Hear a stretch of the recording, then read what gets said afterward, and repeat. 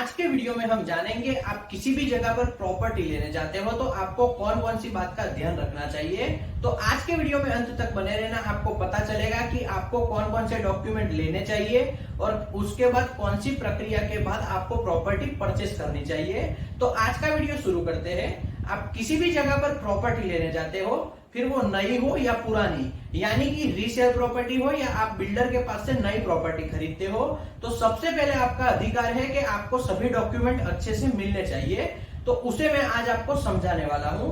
आपको सबसे पहले क्या करना है, आप किसी भी बिल्डर के पास से प्रॉपर्टी परचेस करते हो तो बिल्डर के पास से आपको सभी डॉक्यूमेंट मांगने चाहिए, यानी कि जो जमीन होती है जहां पर प्रॉपर्टी बनाई जाती है तो उस जमीन को खेती के बिना का बनाया होना चाहिए। वहां पर खेती की जमीन कतई नहीं होनी चाहिए, यानी कि गवर्नमेंट के पास से उन्होंने जमीन को एने करवाया होना चाहिए। उसके बाद गवर्नमेंट के पास से प्रॉपर्टी बनाने की परमिशन भी उनके पास होनी चाहिए। तो आपको सबसे पहले खेती के बिना की जमीन के डॉक्यूमेंट लेने चाहिए। उसके अलावा गवर्नमेंट के पास से उन्होंने जो परमिशन ली है वो डॉक्यूमेंट भी आपको वहां से ले लेने चाहिए। उसके आगे मैं आपको समझाता हूं।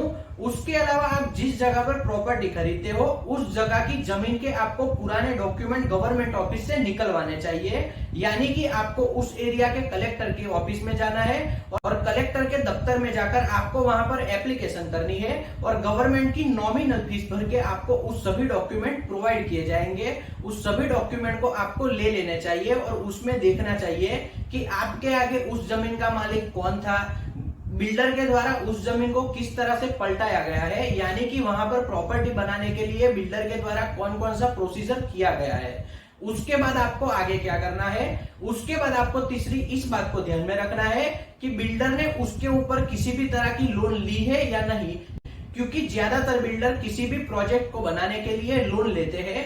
उसके बाद आपको भी प्रॉपर्टी के ऊपर लोन दी जाती है और आपको आपके डॉक्यूमेंट बनाकर दिए जाते हैं। लेकिन ऐसे समय में क्या होता है, बिल्डर ने प्रोजेक्ट खत्म करने के लिए प्रोजेक्ट लोन ली होती है। उसके अलावा आपको भी लोन दिलवाई जाती है, क्योंकि बिल्डरों का बैंक के साथ टाइप रहता है तो आपको भी लोन दे दी जाती है। उसके बाद अगर बिल्डर किसी कारणों से लोन नहीं भरता तो आपकी प्रॉपर्टी भी बैंक के द्वारा सील की जा सकती है। तो आपको इस बात को भी ध्यान में रखना है कि बिल्डर सही है या गलत है।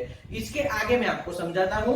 बिल्डर किसी भी वक्त जब जमीन खरीदता है तो टाइटल क्लियरेंस सर्टिफिकेट लेता है, उसके बाद ही जमीन खरीदी जाती है, यानी कि उस जमीन के ऊपर किसी का भी अलग से मालिकाना अधिकार नहीं होना चाहिए। उसके बाद ही बिल्डर के द्वारा जमीन खरीदी जाती है और प्रोजेक्ट रखा जाता है। उस प्रोजेक्ट में आप किसी भी प्रॉपर्टी को परचेस करते हो या फिर रीसेल प्रॉपर्टी को आप परचेस करते हो तो आप सभी लोगों को नहीं जानते, आपको पता नहीं होता कि इस प्रॉपर्टी के ऊपर किन किन लोगों का अधिकार है। तो ऐसे समय में आपका सबसे पहला काम होना चाहिए, आपको आपके वकील को मिलना चाहिए और वकील के माध्यम से आपको उसके पास से टाइटल क्लियरेंस सर्टिफिकेट लेना चाहिए, यानी कि वकील आपको टाइटल क्लियरेंस सर्टिफिकेट देगा। उसके आधार पर आपको प्रॉपर्टी खरीदनी चाहिए, क्योंकि टाइटल क्लियरेंस सर्टिफिकेट यही डॉक्यूमेंट है जिसके आधार पर किसी भी व्यक्ति के द्वारा अगर उस प्रॉपर्टी जिसको आप खरीदने वाले हो उस प्रॉपर्टी पे उसका कोई भी अधिकार होता है तो वो बीच में रुकावट डाल सकता है, यानी कि आपको पता चलेगा कि इस प्रॉपर्टी में किन किन लोगों का मालिकाना अधिकार है या फिर किसी भी तरह से कोई भी दिक्कत है या नहीं। उसके बाद ही आपको उस प्रॉपर्टी को खरीदना चाहिए। तो आपको इतनी बातों का ध्यान रखना चाहिए। सबसे पहले आपको बिल्डर के जमीन के कागज की कॉपी लेनी चाहिए। इसके अलावा बिल्डर ने जो परमिशन ली है गवर्नमेंट से प्रोजेक्ट बनाने की उसकी एक कॉपी आपको लेनी चाहिए। बिल्डर ने जो वकील से टाइटल क्लियरेंस सर्टिफिकेट लिया है उसकी कॉपी भी आपको ले लेनी चाहिए।